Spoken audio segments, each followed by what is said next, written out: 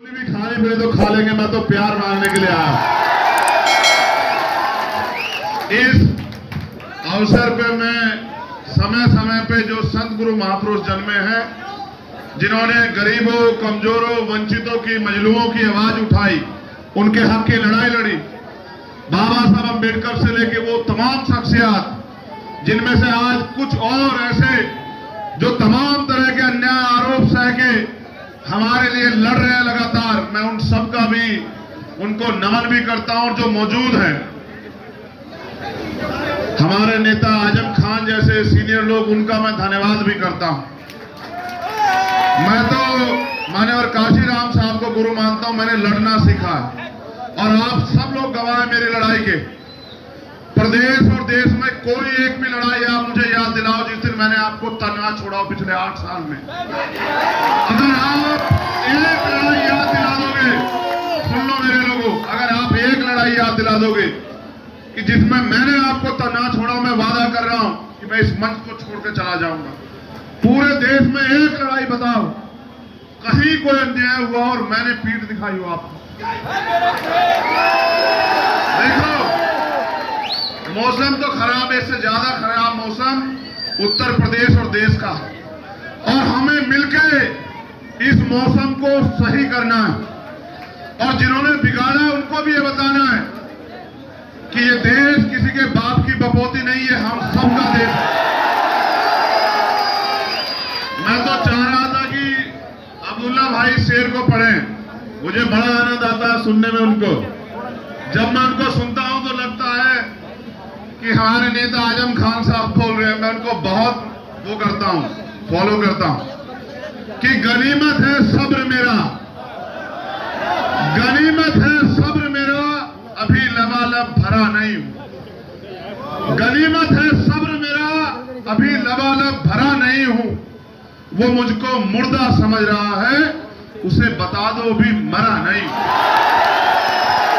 है उसकी आदत, है उसकी आदत, डरा रहा है उसकी आदत, डरा रहा है मेरी फितरत, डरा नहीं। ये बात आपको इसलिए कह रहा हूं, ये जमहूरियत है, सत्ता आती जाती रहती, रंग बदलेंगे, झंडे बदलेंगे, कुर्सी पे बैठने वाले लोग बदलेंगे, लेकिन हमारा इतिहास नहीं बदलेगा इस मुल्क में।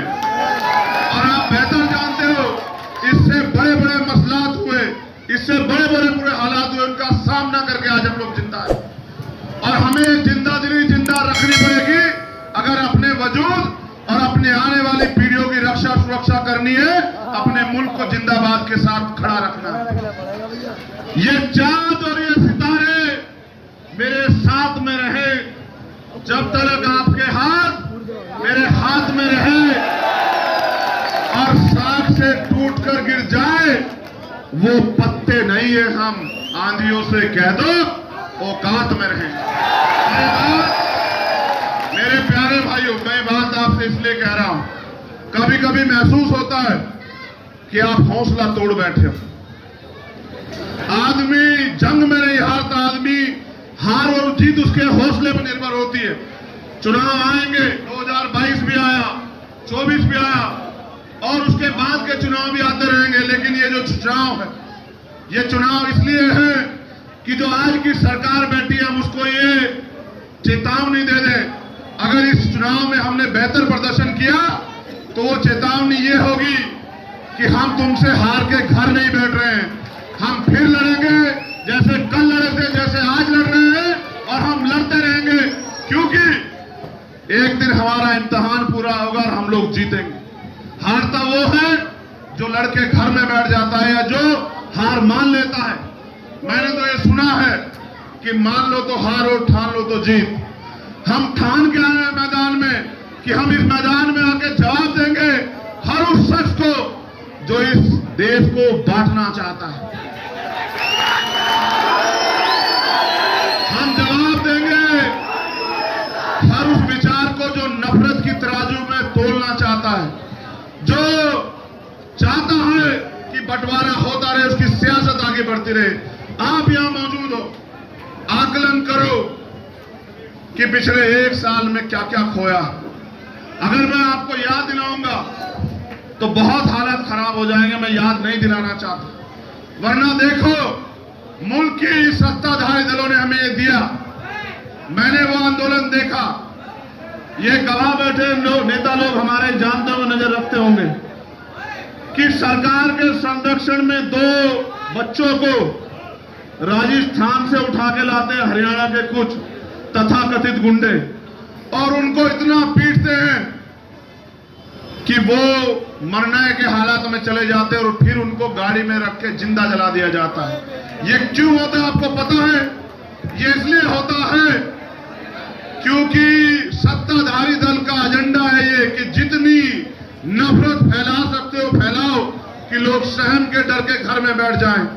मैं बात आपसे इसलिए जिक्र कर रहा हूं कि हमें अपनी ताकत को मजबूत रखना पड़ेगा भाइयों।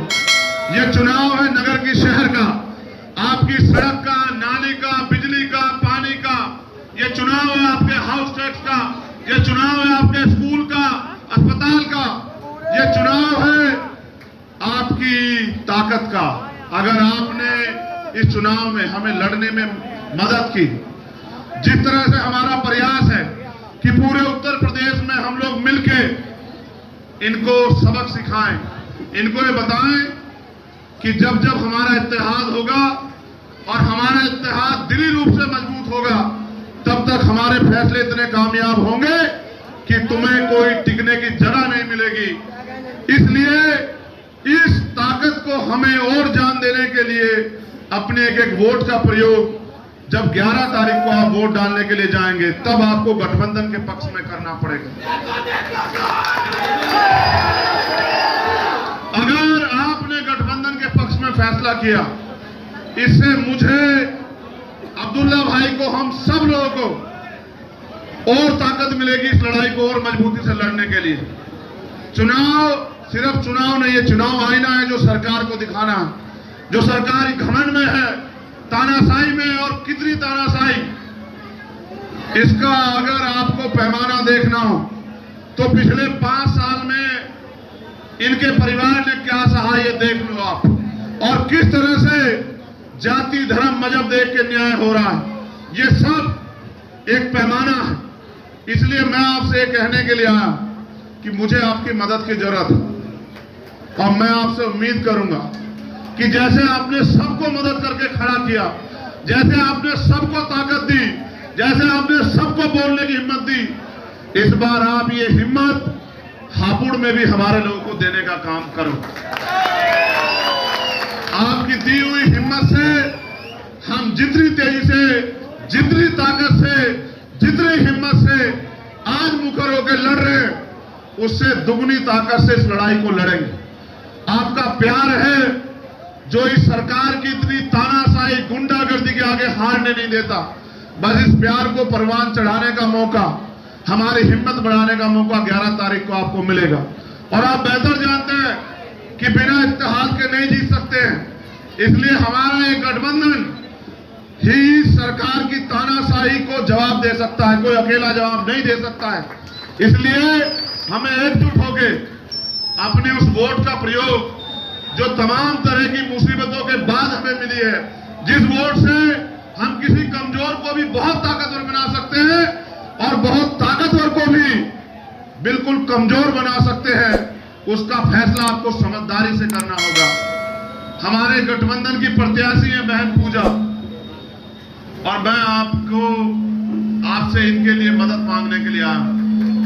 मैं तो आपसे ये कहूंगा, मैं लड़ाई याद नहीं दिलाना चाहता, क्योंकि मेरा रिश्ता आपसे सिर्फ वोट का नहीं है, वरना लड़ाई तो इतनी है जिन पे जिक्र करने में बहुत समय चला जाएगा। मुझे कोई नफा नुकसान की परवाह नहीं, क्योंकि जब भी कोई अन्याय होगा, मेरा जमीर जिंदा है, मैं वहीं खड़ा मिलूंगा आपको जहां अन्याय होगा। मैं ये नहीं पूछता कि इसके बाद फैसला क्या होगा, क्योंकि अगर आप किसी के आंसू नहीं पोंछ पाए तो फिर आपकी ताकत का कोई फायदा नहीं, फिर आपकी हिम्मत का कोई फायदा नहीं। तो मैं तो आपसे कह रहा हूं, अगर आप मुझसे मेरे मेहनत की, मेरे संघर्ष की इज्जत अगर आपके दिल में है, तो जब आप 11 तारीख को वोट डालने जाएं तो हमारे गठबंधन के निशान केतली पे अपनी एक एक वोट डाल के हमारे हाथों को मजबूत करें, जिससे हम ज्यादा ताकत से हापुड़ की और हापुड़ के बाद पूरे उत्तर प्रदेश देश में आपकी खिदमत भी कर सके, आपकी सेवा भी कर सके और इस लड़ाई को कामयाब भी कर सके। प्यारे भाइयों, आपकी ये वोट फैसला करेगी कि हापुड़ से चेयरमैन कौन बनेगा, और फैसला आपके हाथ में। जो यहां नहीं भी मौजूद है किन्हीं कारणों से, मैं आपसे ये भी अपील करूंगा कि आपको उनसे भी अपील करनी है, उनसे भी दरखास्त करनी है, उन तक भी पहुंचना है, क्योंकि इनके जरिए ज्यादा दूर तक आवाज नहीं जाएगी। इनके जरिए जो आवाज जाएगी वो एक दिन जाएगी। आपके दिल में जो जगह है, आपके दिल में जो प्यार है, और आप जो मुंह से बोलोगे वो ज्यादा दूर तक जाएगा। मेरी ताकत हिम्मत तो आप, मैं आपसे अपील करूंगा कि आप यहां से बाहर निकल के भी मेरे भाइयों से अपील करना कि चंद्रशेखर आजाद आया था और वो ये कह रहा था कि इस बार उसे मदद कराना है। बहुत बहुत शुक्रिया, बहुत बहुत धन्यवाद। यहाँ आप मेरी मदद करो। आप कह रहे हो, ये मेरे भाई मुझसे आगे कह के गए हैं कि इनसे हाथ उठा के पूछो मदद करेंगे भी नहीं करेंगे। दोनों हाथ उठा के बताओ फिर अगर मदद करोगे या नहीं करोगे। जो नहीं उठा रहा वो बताओ कि मुझसे कोई नाराजगी है क्या। बहुत बहुत धन्यवाद, बहुत बहुत शुक्रिया। आखिरी बात के तौर पे ये कह रहा हूं, ये प्यार यूं ही बना के रखिए जिससे कि हम लोग इस लड़ाई को और ताकत से लड़ते रहे। बहुत बहुत धन्यवाद, बहुत बहुत शुक्रिया।